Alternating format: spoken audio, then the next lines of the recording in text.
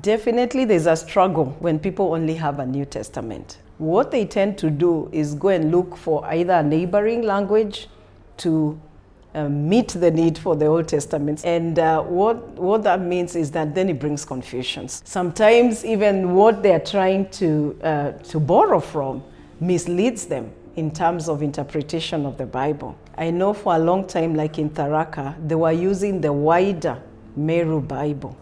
And what would happen if a Meru pastor went to preach in a Tharaka church? He would preach from the entire Bible without skipping anything. But when a Tharaka pastor used the same Bible, they would skip some parts.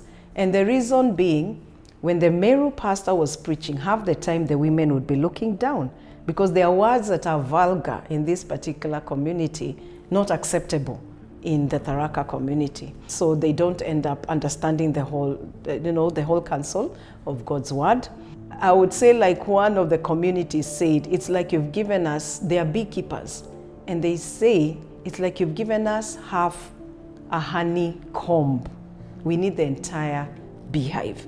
So you've given us just a taste of God's word. We need the entire counsel of God's word.